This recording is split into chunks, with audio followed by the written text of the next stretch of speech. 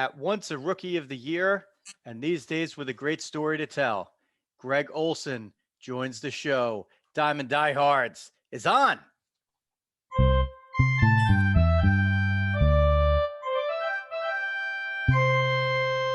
Joe Rizzo here, bringing you baseball along with the dog, Jeff Healy.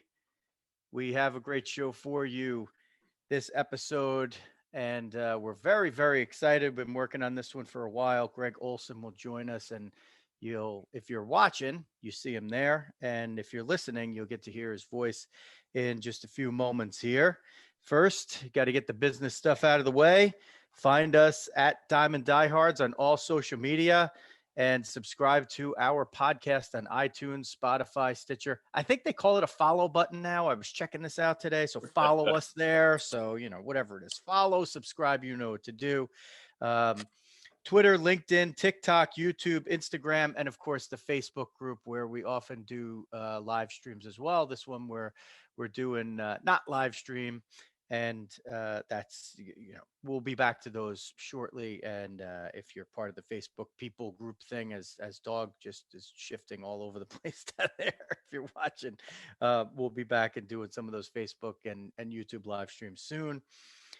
FMS Graphics is a family-run, family-owned business. For over 50 years, they've served your printing and promotional needs. FMSgraphics.com. FMSgraphics.com. Visit them for all your printing and promotional needs. Sports maps are a great way to show your support for your team with a cool piece of art for your home or office. Check them out at sportsmaps.com. That's sports maps with a Z, sportsmapz.com. Check them out. If you are a regular listener to the show, you know that we like to kick it off with Veteran of the Day and finish it with Die Hard Dads. And I think we're probably going to do both of those segments today. And of course, when we're doing Veteran of the Day, we're bringing our Veteran of the Day Emeritus. That's the dog, Jeff Healy. Take it away, dog. Hi, Riz, and welcome, Greg. Our Veteran Day was suggested by Greg, great veteran here. Navy Captain Paul Puck Esposito was a native of Old Bethpage, New York, so right around us up here. Graduated from Siena College, went through Aviation Officer Candidate School, and went to Pensacola, Florida for flight training. Eventually became a naval aviator in 1988, piloting helicopters. He served and deployed numerous times throughout his career, starting in Operation Desert Storm and Operation Provide Comfort, Operation Deliverance in Somalia, Operation Enduring Freedom, and finally, Operation Iraqi Freedom. During his distinguished career, Captain Esposito has accumulated over 4,300 flight hours. Personal decorations include the Defense Meritorious Service Medal, the Meritorious Service Medal, 2 air medals for individual action and first strike flight, among other awards.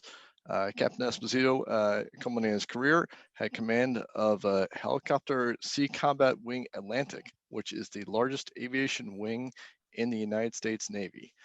Very, very impressive achievements by our Veteran Day.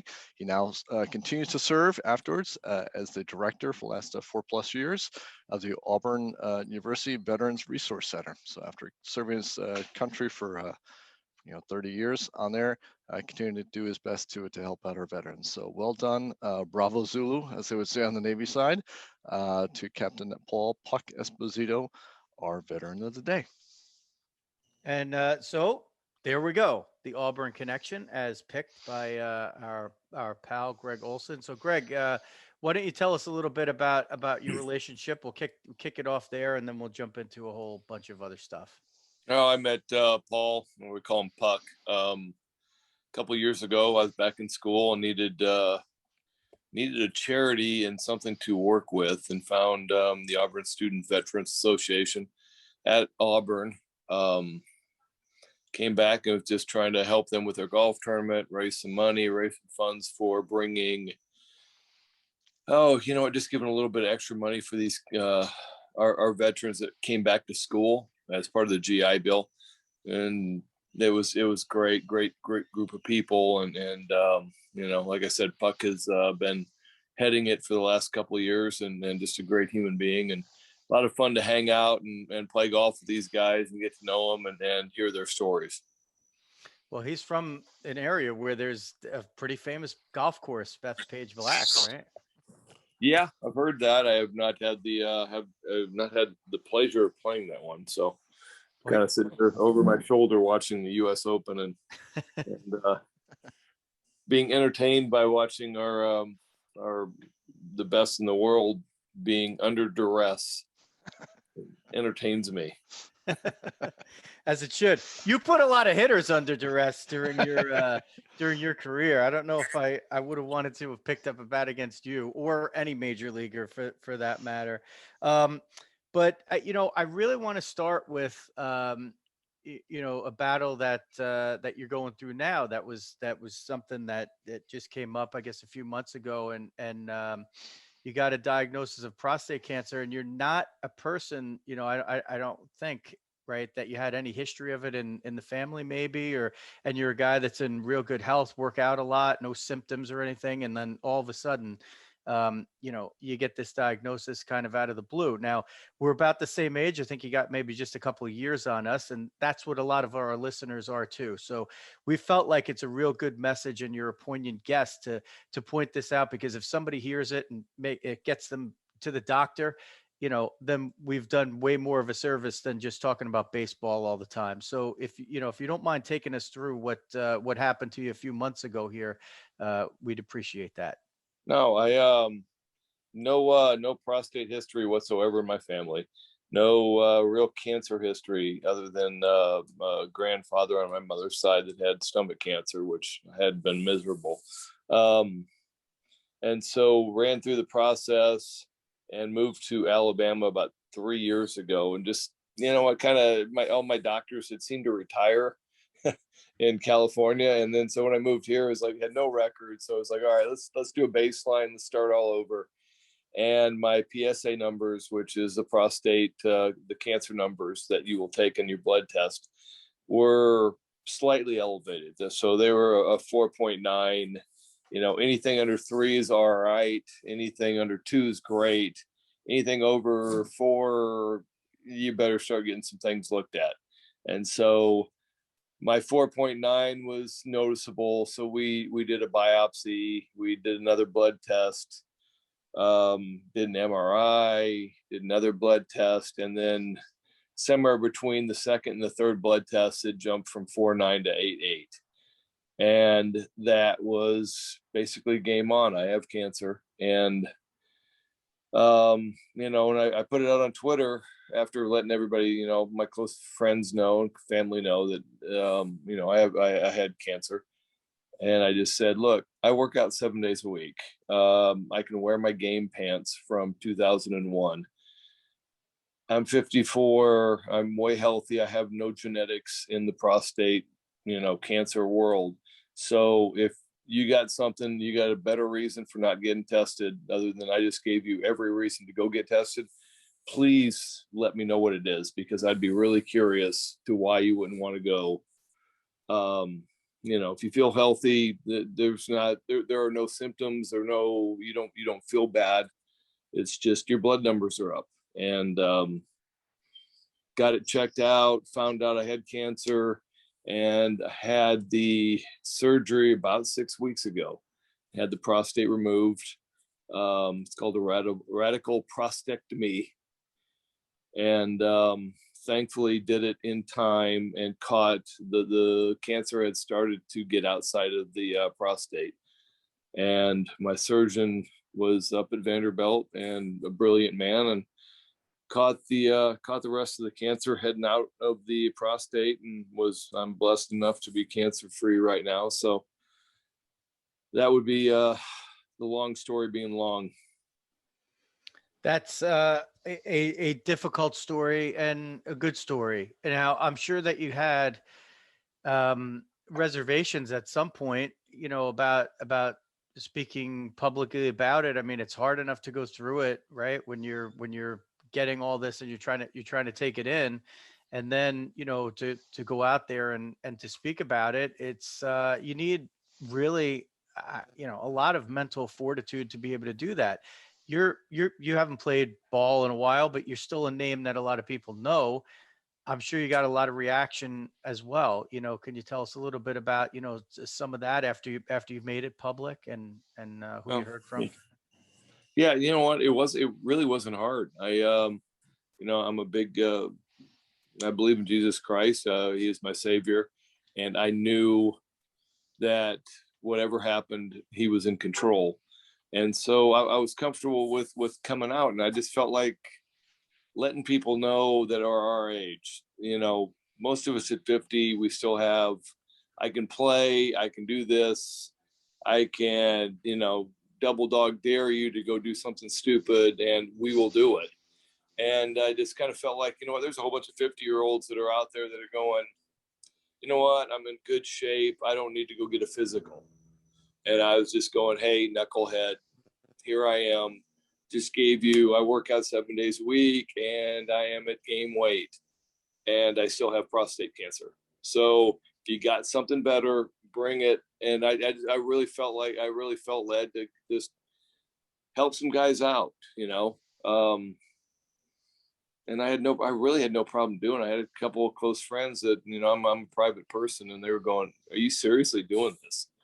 And I was like, yeah, you know what? I'm good with it. So, I'm just trying to help guys like us. We got, it's a hard road getting old. And, I got a phone call about a week after I came out and did all that on the social media, and it was Cal Ripken Jr. And I think I'm clear to say this, I'm not sure, but, he had the same surgery a year ago. And so he's had prostate cancer, and it happens. It's going to happen. If you're a guy, you got a 90 point something % chance of having prostate cancer. It's just a matter of when you catch it. Is it going to kill you? Probably not, but you're going to have it. So go get checked, go stay on it. And thank you for sharing it with us and for our audience. And we obviously, encourage people to do that. That is, like, as Dawg knows, most of our audience is people who will recognize your name and some who won't. But, Dawg, that's what we're facing, right?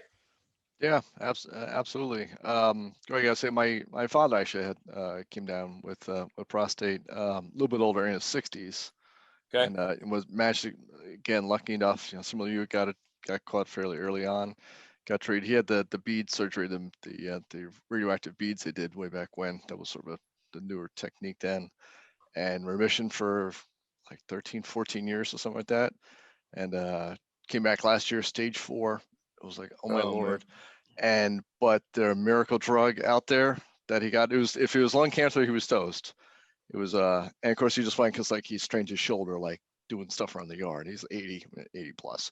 That's still what he does. And it was amazing. They got it. They had a new pharmaceutical drug was along and literally stopped it in its tracks. So it's amazing all the technology and all the development that they've had in prostate, and it's great, and you're highlighting the attention to it. That's how that magic happens. So thank you for all that. What you're doing will help someone further down the road, and that's a great thing to do. Well, it's good to hear about your dad being well after stage 4 diagnosis. So I'm curious, Dawg, is that looks like Memorial Stadium in your background? That is Memorial Stadium. That was one of my my homework assignments from Riz, is putting the Memorial Stadium up there. And all right, well, so I had the big picture. I was like, all right, we'll see. Can he tell, like, with my big noggin in the way? Oh, so yeah. we went out and put that up there. So pretty very good looking stadium. Remember? Yeah, you know what? I can see one spot that I gave up a home run. You have me covered up. Yeah, I can't see the other spots covered up by the right field corner. But other than that, yeah, no, great place to play and great fans. It was fun. It was a fun ride. Yeah. Well, boy, what a perfect transition. As producer Xavier Rizzo, I don't know if I gave him the opening credits, is like hearing all about this bad health stuff, and just wants to hear more about baseball. So producer Xavier, hang in there, because things are about to get good. We're looking up here. Memorial Stadium, where you pitched more games than in any other park. I looked it up. You did pitch more there than in Camden Yards. I got a few zingers if we want to go to stats. But what I want to do, Greg, is I want to get some stuff out of the way. All right. Because I did a little bit of research, a wee bit of research here on you. And I noticed that when you get on these, podcasts or you do interviews and stuff, there's always three things that everybody asks you about. Completing the combined no-hitter in 91, which was the previously to John Means this year, the last no-hitter for the Orioles. The bases loaded walk to Barry Bonds and the subsequent line out to right field by Brent Maine that ends that 8-7 crazy debacle. I call that a soft fly ball to right field, but go ahead. Yes, that's what I meant. That's what I meant. And of course, you hit in a scarce number of professional at bats, you managed to hit a home run. So sure, you could go through and we could recount and we could have you retell those stories, but those stories are available in other places if people want to find it. We just gave the truncated version, so we don't have to spend a whole bunch of time doing that. And Dawg has no idea where I'm going here, which is good because this is what I do to him on every show, and it's great. Perfect. Okay, I got a little. Well, you're doing it to me too. So I'm going. I usually get my standard operating procedures, and here's what we got, and I'm going okay. And now you went off of all three of them, so I got nothing left. So go ahead. Let's see what we got. Okay, it's a 3-0 count. Ready? And this is in your career. You went to 3-0 counts on 95 batters. I looked it up. Ask Dawg. I'm a crazy research guy. You went to 3-0 counts on 95 batters. You walked 90, but only 5 swung, and you only gave up 1 hit in 5 at-bats on 3-0 counts in your career. I don't know who got the hit, but I'm wondering if you do. Wow. So do you remember the time that you gave up a hit on a 3-0 count? No, I really don't. Did you drill him the next time? No, you know what? There was a couple times where, I mean, most of the time I was 8th or 9th inning. So if I had a 3-0 count and a guy who had some pop, I remember Greg Vaughn swinging at it 3-0. I think the one hit was Raul Mondesi. Home run that actually tied the game. And I knew he was swinging, and I was trying to walk him and give the next hitter the impression that I was attacking the strike zone, and made the mistake of attacking the strike zone too closely. And then he went weed whacking at it, and perfect pitch for him. I should have just threw him a 3-0 hook, let him whack at that, but I was trying to give the next hitter the impression that I wasn't intentionally walking him, and that ended up costing me. I was probably too smart for my own britches. Okay, so you're right. I actually had in my notes that it was a homer, and who yes, hit it? It was. So you got it. You got it. Raul Mondesi. No. Which Raul Mondesi was it? Was it Blue Jay Raul Mondesi, Yankee, Dodger? Dodger. So you were with Arizona maybe at the time? I was, yeah. I was actually should have been on the DL, but stayed off and got thrown into a mess. And like I said, I'll thunk myself. Well, I mean, one time in 95 3-0 counts. I mean, I think we can give you a pass. No, not on that one. There's no pass on giving up the tying home run on a 3-0 count. No pass. So, but that leads us to that. So now I'm going to now Dawg will get it, because we talked about, what are we going to, we're going to hit some of the main topics that are going on in baseball, like the unwritten rules and, the sticky stuff on balls. So of course that's a 3-0 count. The situation is that you're trying to protect a lead. It's not a lead of more than 10 runs, right? So we had the whole thing a few weeks ago where your mean Mercedes is swinging at the 3-0 pitch from, Williams Astudillo, who's a position player, and he hits a home run, and the third base coach is giving him the take sign, and La Russa says he's at the top of the dugout giving the take sign. So obviously Mondesi swings at a 3-0 pitch against you. he's not breaking any unwritten rule. But what's your, did you have a take on, this whole debacle that we saw with the White Sox and the Twins a few weeks ago? Yeah, you know what? He had the take sign, and he was given the take sign for the fact that it was 17-3, give or take, and they have a position player in the game. It's just showing your opponent's respect, and that part of the game has gotten lost. I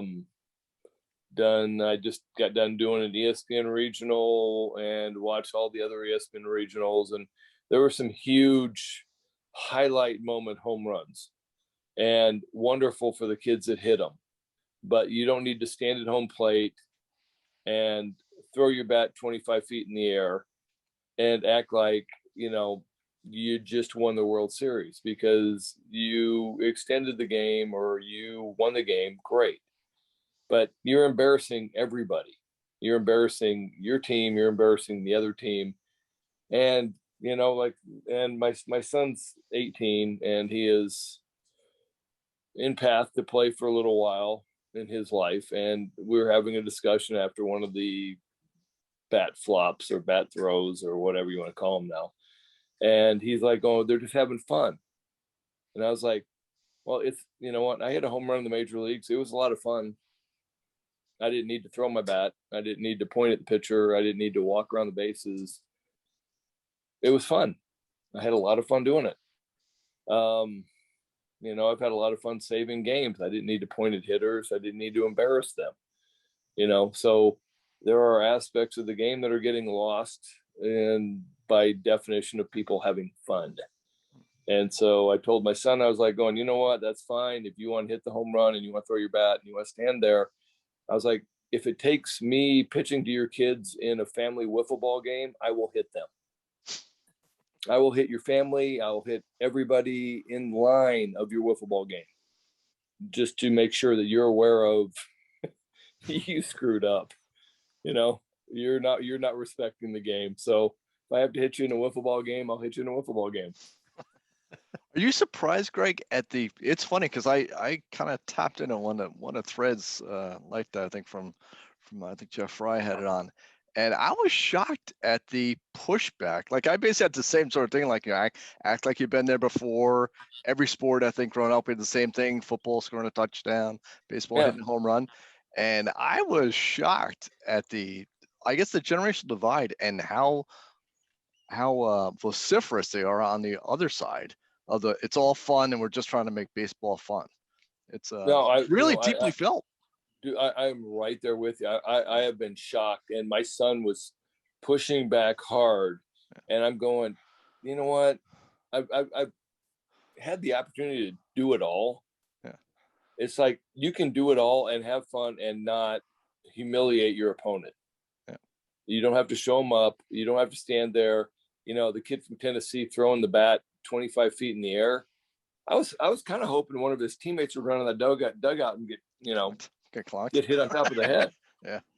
And be like going, all right, well, there you go. Or when he came around, he threw his helmet into the middle of the field and the umpire was in the throwing line. I'm going, okay, if he hits the umpire in the face with the helmet, does he get thrown out before he gets to home plate?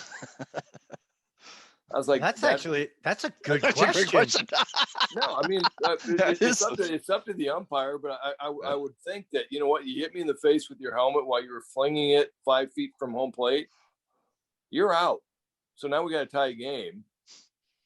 That would solve that problem. I am shocked, but it's a generational thing where it's all about me.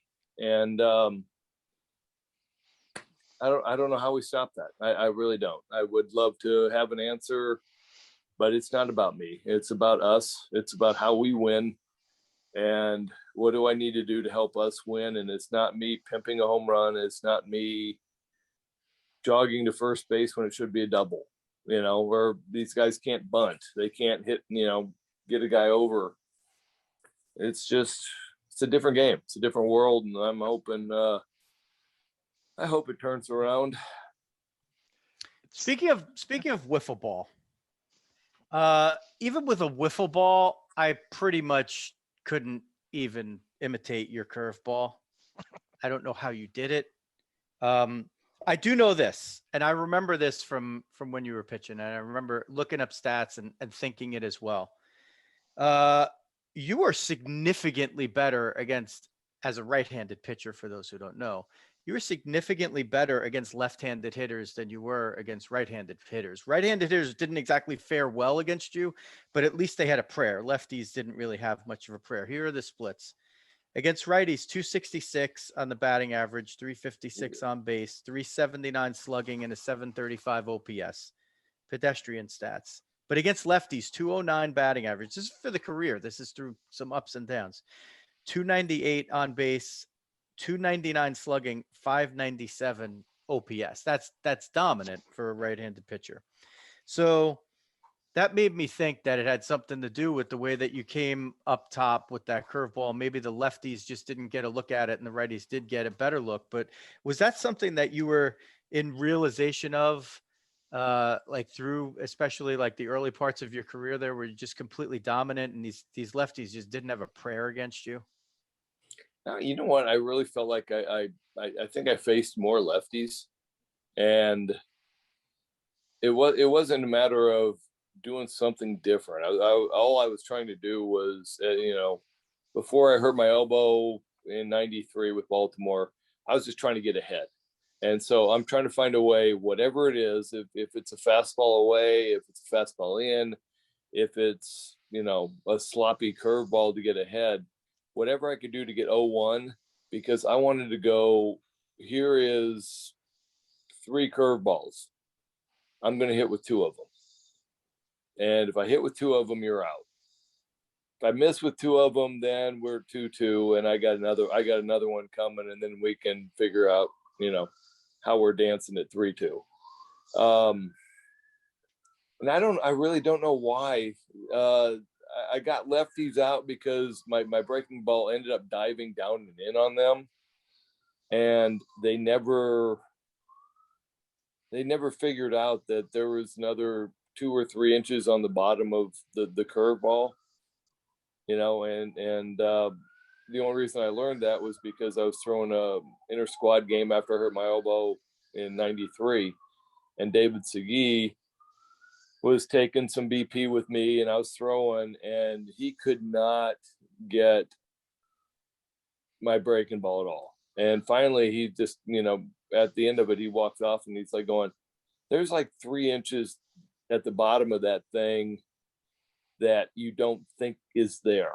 And so you're never really on it, and I think that was why I was successful with it. It was because I was able to command a little bit of a 2-seamer down and away to lefties, and then I could throw my curveball down and into them, and it goes right through their happy zone, and it's just a little bit deeper than they expect. I don't, those numbers weren't real good against righties. I'm a little, I guess I should have figured out what to do more, but man, it seems like all the lefties I faced, George Brett, Tony Gwynn, all those guys, seems like I was facing them every night. So for them to have that pedestrian or lower than pedestrian batting average, I'm pretty happy. Yeah, it was the breakdown. Sorry, Dawg, and then you can go get the breakdown. It was just a few more righties and lefties, but the percentage was pretty close. Like, it was a surprising amount of lefties that you faced, considering that the majority are the vast majority of batters are more right-handed. It's probably about 53 to 47%, if I'm just throwing numbers in my head correctly. Yeah. Well, plus the righties who stay in against the righty is normally the better hitter too, right? So you have a little bit of a Mondesi. A little bit of a balance there too, right? So like the guys you are facing there are better than the average righty hitter, I would argue. Yeah, you know what? It was funny. I remember somebody did that to me. They finally, the pre-analytics back in like '90. Pinch hit for a lefty with a righty, and it only happened once, and every time that they did it, they everybody would pinch hit a left-handed hitter for a righty, and I'm just saying thank you. This is great because I'm killing your lefties. It was Frank Robinson having me intentionally walk Trammell to get to Lou Whitaker. Oh, wow. Yeah. Wow. It worked out, but it was one of those moments where I'm standing on the mountain going, really? I was like, I mean, I'm walking from A+ to A+. It's like, it really doesn't matter, but now you just put one of my guys on base for free. It was like, okay, yeah, it was something like that where my guy did it. I'm sorry. Yeah, it was Frank. Wow. So you had some tough intentional walks there. The bond. Well, I figured. By the way, I figured it out for you. The Bonds intentional walk that cost you an earned run. Your career ERA would have been 3.44 instead of 3.46. So Yeah, that would have been nice. So that was 0.02. All right. So every one of my runs I gave up. All right, perfect. If only. Yeah. Yeah. Should have had it down to a 2.98. Okay, here I got another one for you. Pitchers went 1 for 15 against you in your career. So one pitcher got a hit. Do you know Yeah. who it was? Yeah, Pat Mahomes. Ooh. There you go. Devastating. Bloop fly ball to left field. My left fielder did not engage in the game. Uh-oh. Uh-oh. Yeah. Ended up costing me about 0.06 on my ERA. Ooh. Ooh, ouch. Just because he didn't want to catch that ball in the air. Uh-oh. And we'll leave it at that one. How about that? That one stuck with you. which team was that with? Do you remember? We're gonna. Oh yeah, I remember. But we're gonna. You know what? If you guys want to really dig, we'll look it up.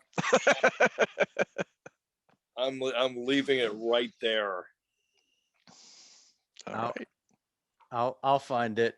That one won't. I could find that one in about a minute. Yeah. Pat Mahomes batting log. How many hits? He couldn't have gotten that many. I mean, you know, favorite hit ever in the MLB.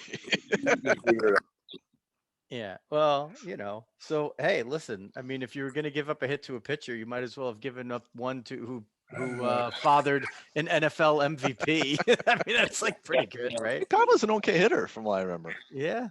Yeah, I thought. I mean, you know, for a pitcher. So.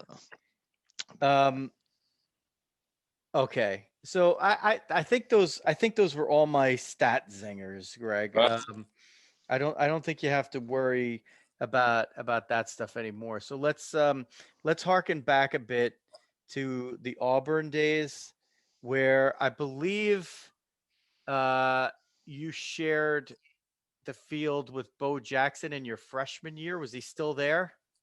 He was. Yeah, he Okay. ended up getting ruled eligible maybe about a month and a half in to the season. So he won the Heisman Trophy, did the Heisman Tour, and the Buccaneers told him that he could take a trip down on their dime during the season and do a physical and do a run through and do whatever that they do in the NFL. And in the SEC, he was not allowed to be a professional athlete in one sport and amateur in the other. And so he got ruled ineligible within a week. But yeah, so I played with Bo for a month, I think. And then he got kicked out of the college baseball. By the way, as a former national college football writer for ESPN Sports Ticker in a past life, nobody hates the NCAA more than I do. So yeah, yeah, but you know what? Somebody should have told him. You know, from Auburn University, somebody, the Buccaneers hosed him, and that was why he never went football. You know, until he went to the Raiders 3 years later. He felt really kind of hosed by the whole situation, and so interesting. He signed with the Royals, and the reason that he didn't sign with the Buccaneers was like going, "You guys just screwed me, so I ain't playing with you guys anymore." Was he on those? I'm trying to remember if he was on that 95 Royals team that you were on. Were you teammates with him as a pro, or was he gone from there already? He was he White Sox White or Sox, maybe? White Sox or Angels? I don't remember which one he was with. Yeah, so that was a little past the Royal stint. Yeah. And your other high profile college teammate, then your sophomore year, right? Did you play 2 years with Frank Thomas? I did. Yeah. Yep. Frank was a good one. Obviously, only SEC Hall of Famer in baseball. Really? Wow. Yeah. That's interesting. Yeah, you didn't have that one, huh?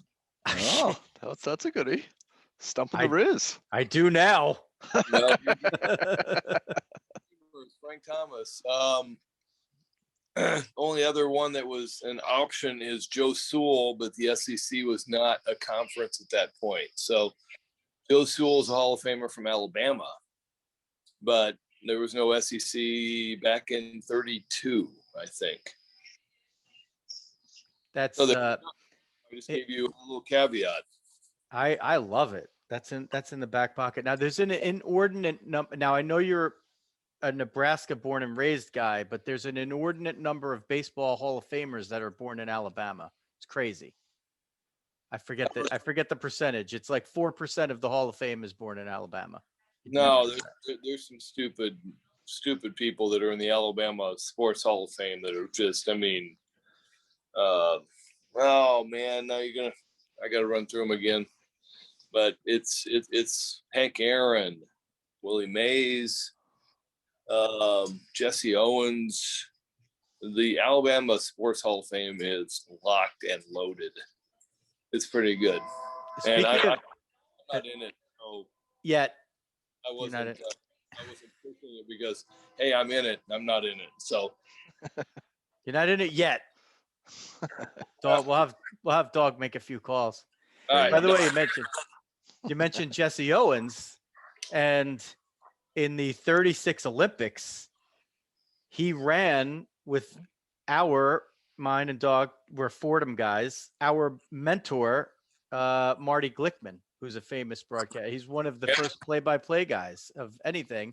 And Marty used to tell us stories in college about like running in the 36 Olympics with Jesse Owens. And he ran in front of Hitler as a Jewish guy. How about that? That's something. He was something. He really was. You know what? I had the pleasure of writing a book, and it was, Major Leaguers Think Baseball stories. I was trying to keep it clean, but just hearing some of the stories from Bob Gibson, from Brooks Robinson, Jim Palmer, and and sadly enough, it's just a generation ago where it was the 60s, 70s of the way those guys played and what they did and what they went through was so enlightening, so fun to hear. I can't imagine Marty Glickman talking about, the 1930s Olympics in Nazi Germany, where it's us against them, a true us against them. It would have been an amazing story. Yeah, he was spectacular. I mean, he could really tell a story, and he was telling it to, a bunch of 18, 20-year-olds, and we were like enraptured, and then we'd like all battle. Listen to my tape. It's like, so you have your great stint at Auburn, and then it's you become, I think it was right, the 4th overall pick of the draft, and pretty fast track right to Balmer, and things went well for you pretty quickly right off the bat, right, with the Rookie of the Year season, still one of the memorable seasons in Orioles history, right? 89 was a pretty special season for the team that nobody saw coming, and you were center stage for that, right? Yeah, no, it was we had Steve Finley, Bob Malacky, Craig Worthington, we had probably 6 or 7 rookies that were prominent in that rebuilding. You know, the '88 Orioles team went 0-21 to start the season, worst opening to a professional history in the history of the world. And I got there at the end of it, at the end of '88, and I'm playing with Cal Ripken, I'm playing with Eddie Murray. And it's frightening, the talent level they had and how close they were to being, you know, good. And I just, you know, I kind of walked into the season going, all right, and do whatever I can do. And then they were kind of pushing to start me, to relieve me. And they threw me into the relievers role and it clicked. And I had a great season, and we had a whole bunch of rookies that had great seasons, and ended up spinning around, getting second. And probably if I hadn't screwed up game 160 against the Toronto, might be having a whole different conversation about worst to first. Yeah, but that's listen, you know, you can't perform as well as you do, and you know, if you don't do that, you don't even get to 160, right? So just to put yourself in that position. I mean, the teams that get there the most are the ones that actually have most of the heartbreaking losses. So just to get there and then come up a little bit short is I mean, it's something to be celebrated. I feel like that team was always kind of beloved anyway, because it you know, Pete Harnish from Fordham was on that team, right? Yeah. Pete Harnish was a rock solid piece of that equation. He really was. He left just before we entered. Before.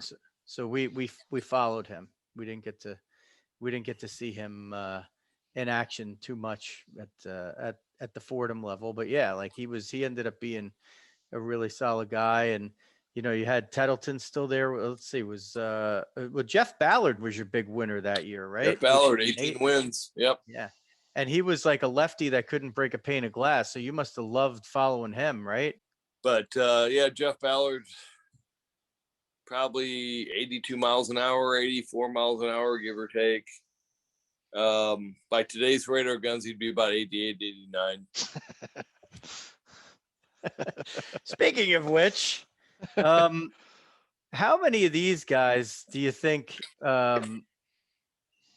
are actually throwing where they're throwing? I had Scott Bradley on the show of a few months back. Yeah. And he's been coaching Princeton for what, 23 years now. And he's had some real brainiacs coming through his system, and, you know, like some guys reinventing radar guns and things like that. And he's explaining like so simply, he's like, yeah, the guys are throwing faster because the radar guns are clocking the ball coming the moment that it's coming out of their hand. So it looks like they're throwing a lot faster when they're not necessarily. And then you have all these other people say, you know, trying to tell you that, like, you know, Randy Johnson would be like a middle of the rotation guy now. Like, all right, dude, whatever. Like, you didn't see him. But it's not just that, right? It's the sticky stuff and you know, spin rates and data obsessed people trying to translate it onto the field. Like, did you have any geeks, you know, back then that were doing it, and what were people using to try to get an edge back when you were in the bigs?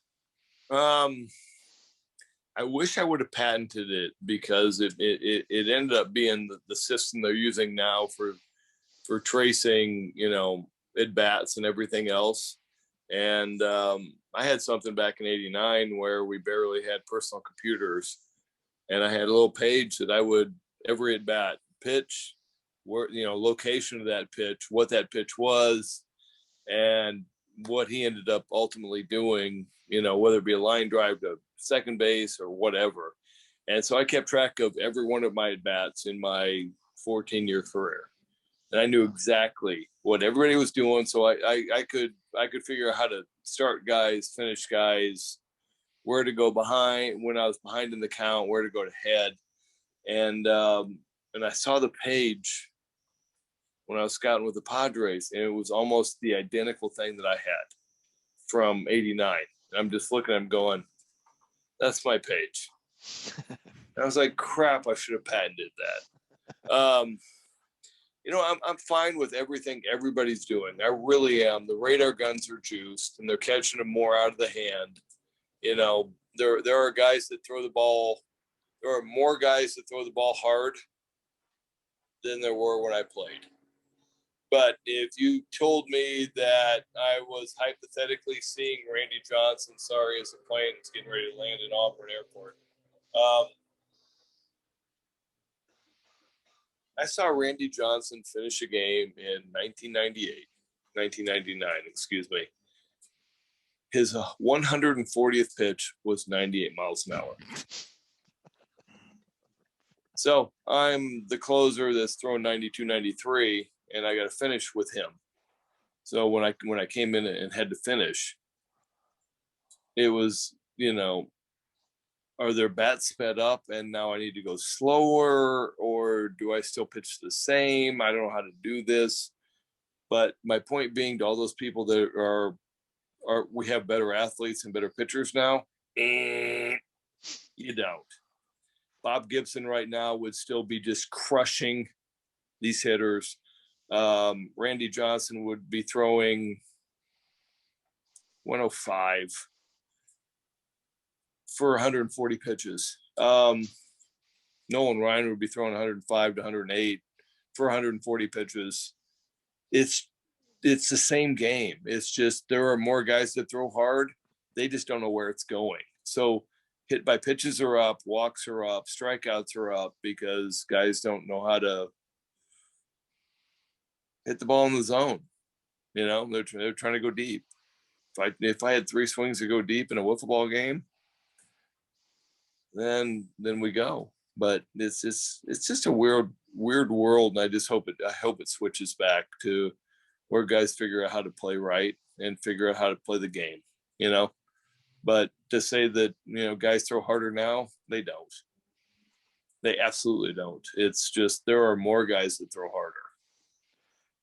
It seems surprising to me and Rizzo kind of talked about the beating the shift and like different ways to sort of take advantage of ways that guys are optimizing for the the launch angle swing and not being able to hit the other way. And again, from like a value perspective, it seems like if you had guys who could hit the other way and could hit and run and do some of the stuff that we saw growing up and saw out there, it seems like there would be an economic advantage.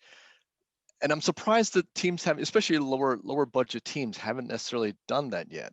And I guess I wondered, from you looking at college players, do they just not have the capability, and we need a generation to regrow that ability, or is it a case that these guys do kind of get it, and we can kind of turn that on, or is it a much longer process? I don't think it's a long process at all. I think it's just people fighting for their at bats. I'd rather spoil this really good pitch and look bad doing it, where you see pitching ninja, where you do a little sword and you find a way to spoil a really good pitch and stay in the at bat. And you're watching guys now going, great pitch. I'll walk back to the dugout and take my strikeout. And you see guys that can't beat the shift with just laying down a bunt. You lay down enough bunts, you're gonna move the shift back. Yeah, that blows me away that hasn't happened more. Well, you're just gonna go. I can't keep giving up singles. Yeah, and just there's just parts of the game that just aren't being played right, and so I don't know what to tell you. I don't know if it's going to get fixed. I just moved into the bad light. There we go. I don't know if it's going to get fixed. I hope it does. It's just the people that are running it right now couldn't bunt a ball if I threw it, 56 miles an hour across the plate. They couldn't bunt it. Yeah. If, they wouldn't know how to stay inside of a ball. And so the people that are running it are MIT grads, and they're a lot smarter than I am. But I think that they devalue the single, they devalue the stolen base. And I don't know why,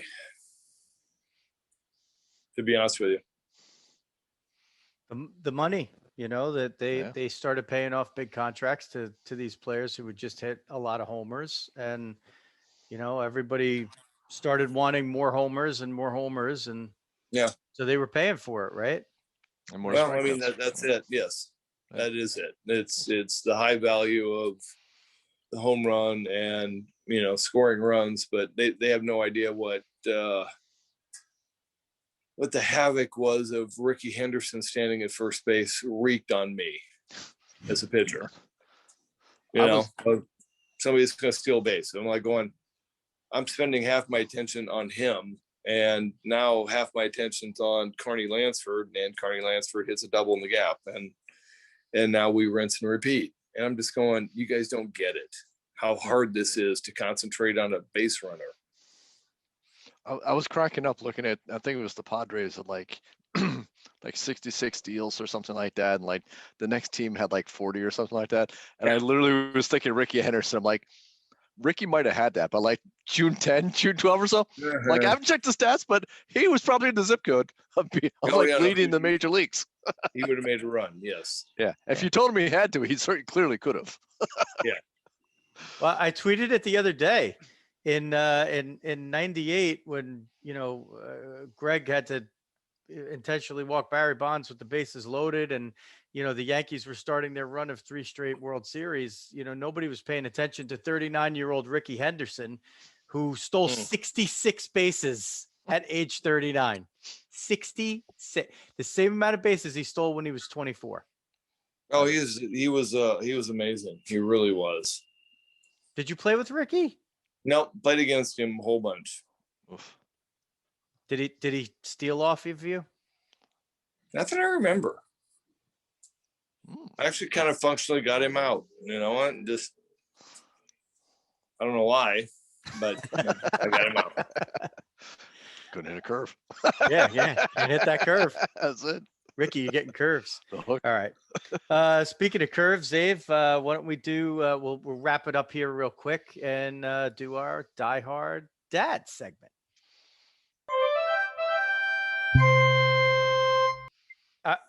Greg wins the Die Hard Dads today because we were trying to. We had a little confusion between Eastern Time and Central Time, and you were out taking your son golfing.